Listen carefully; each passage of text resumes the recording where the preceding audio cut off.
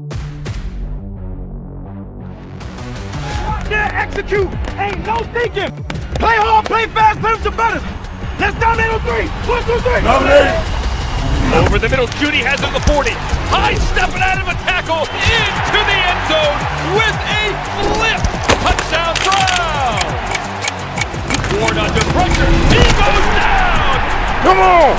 Drawing back corner. Bannon goes up high and he brings it down. Touchdown.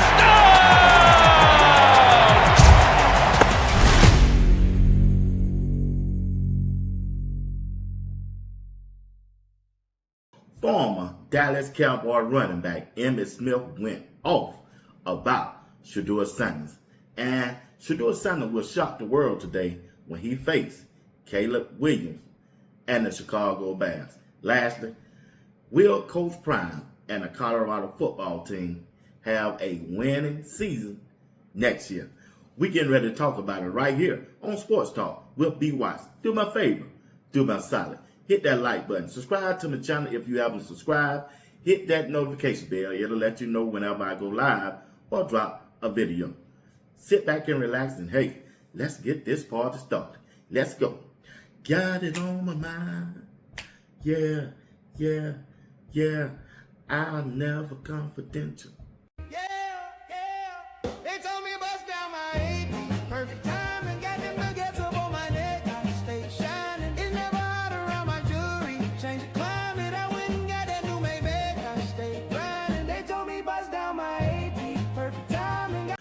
Former running back of the Dallas Cowboys, Emmitt Smith, man, he went off.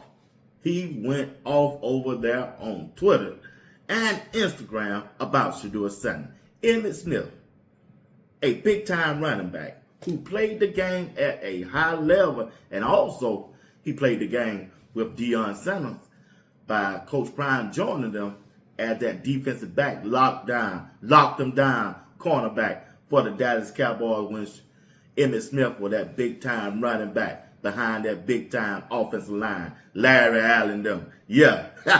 But Emmitt Smith, man, he went off. He just went in on Kevin Stefanski the way he's been treating Shedeur Sanders. Check this out. Emmitt Smith said in a tweet, "This is why coaches can help or hinder your career. Great coaches put their players in the position to be successful. Others, like this dude, do the opposite if they don't want you to be successful or too busy trying to control you and not thinking about winning.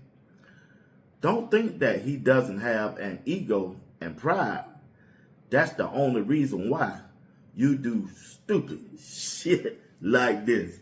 That's Emmitt Smith. That boy went off over there. He said, hey, that's the only reason why you do stupid, like this.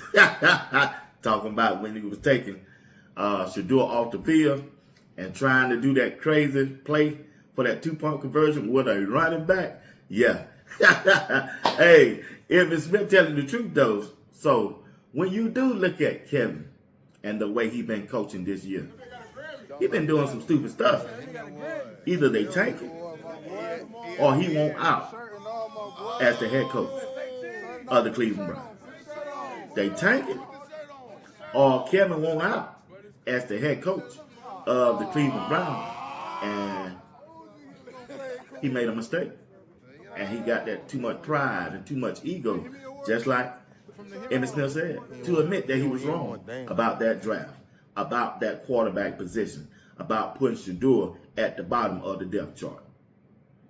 So you gonna tell me Joe Flacco played better than Shedeur is playing right now? You gonna tell me that Kenny Pickett during training camp was playing better than Shedeur Sanders when ESPN Cleveland was putting out the quarterback track? So you gonna tell me, Kevin, that Dylan Gabriel was a better quarterback than Shedeur Sanders? Got to put that pride away. Just like Emmitt Smith said, you got to put that ego and your pride away and admit that you were wrong. You're wrong. That's why Shedeur is in the place he is now. That's why he out there putting that. He putting it down out there. He putting it down out there. He's showing you. He's showing you that he's the man. Remember about 2 months ago or 3 months ago when Shedeur said, hey, I ain't here to prove nobody out there wrong. I'm here to prove me right. What I mean by me right, I know I can play this game. When I told you I'm looking around and I see these cats out here playing quarterback, I know I can play better than them. Shedeur said that. And he didn't tell no lie. He did not tell no lie. But anyway, look at here. Shedeur's son is getting ready to take on Caleb Williams and the Chicago Bears.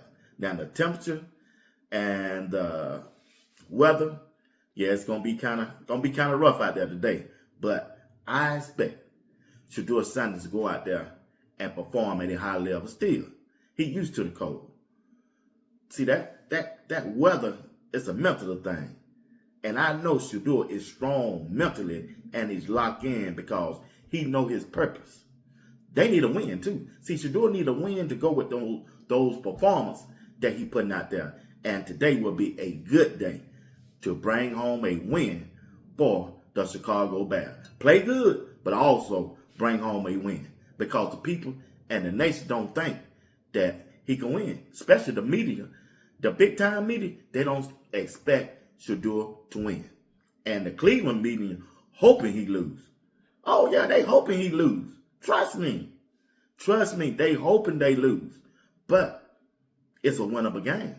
Chicago really ain't that good. They ain't played nobody. They ain't played no quarterback like Shedeur. But we gonna see today. But this is a opportunity for Shedeur to put the world on notice that he is showing up for real. That last game wasn't no fluke. And he's going to show you today.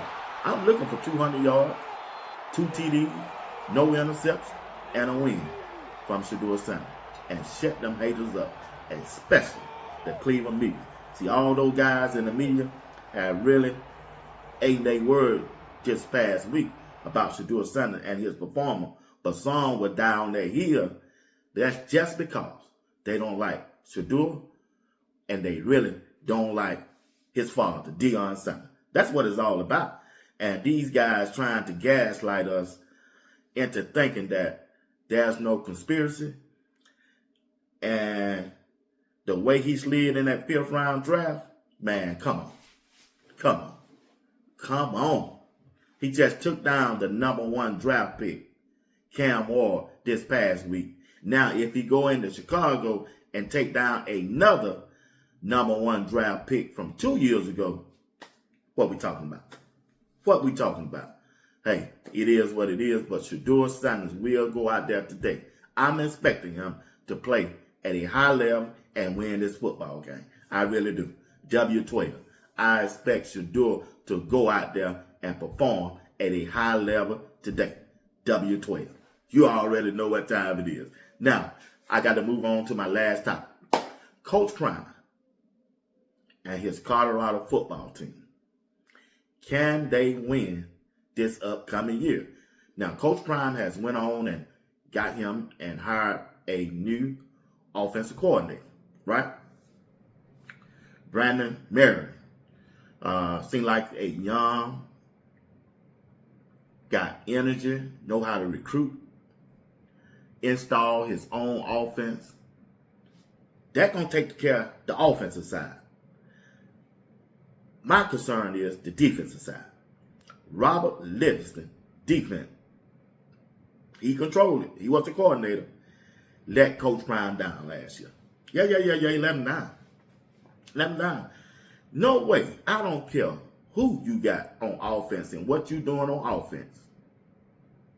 You're not going to win no football game if your defense is giving up 400 yards every game. You just can't win like that. And when you start looking at the alignment and looking at the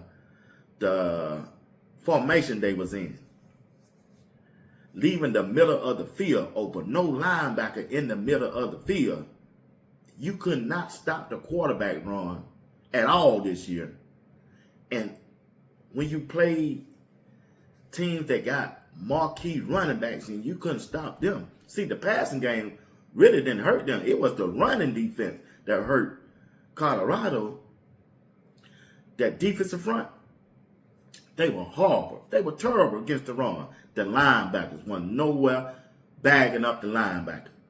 That goes to the defensive coordinator, Robert Livingston. Robert Livingston must get his act together if he's going to be the defensive coordinator of next year. If Coach Prime keeping him, he got to get his act together. He haven't shown me nothing, really, since he been there. Well, B. Watts, what about last year? Last year, man, he had Hill Green and Travis Hunter. That was it. And Block Bully. They saved him. They did. They didn't have them type of player this year, and that's where your coaching and your coordinator ability showed up. Showed up. Showed up. Colorado had some good players last year on the defensive side. But if you the defensive coordinator and you didn't put them in the position to succeed, it's all on you. You don't get no free ride. No, he don't get no free ride. He missed. He missed. And his defensive scheme didn't add up for the Big 12.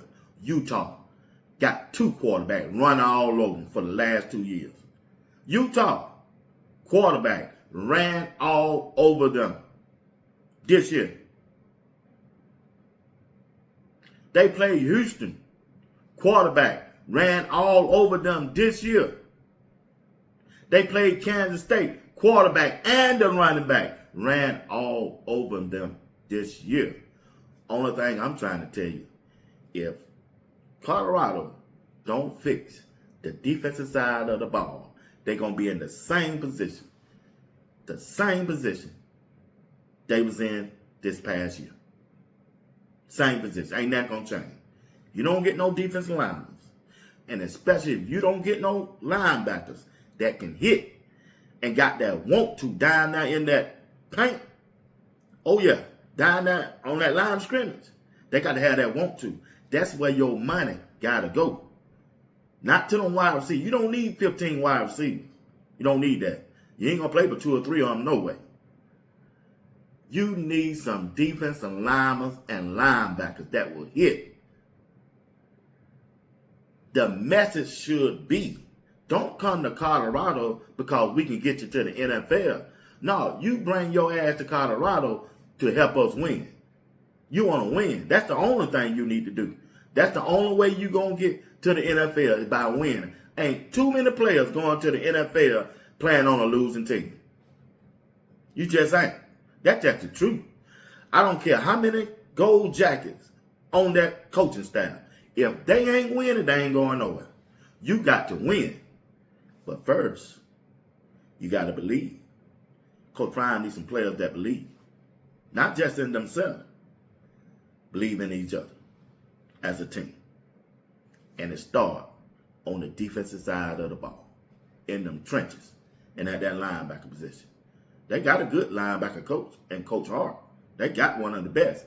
And he's one of the top recruiters out there for that linebacker position. But it's the scheme. It's the scheme of Robert Livingston. No way a big-time linebacker room will put their linebackers on the line of scrimmage and leave the middle of the defense wide open.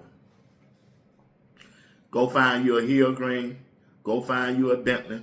And you're going to be all right at that linebacker position. Go find you another block bully, or maybe 2, and you'll be all right. But if you don't do that, and Robert Livingston is still doing that mess he's doing, they ain't going to win. He the problem. Robert Livingston defense is the problem for Coach Prime and the Colorado football team.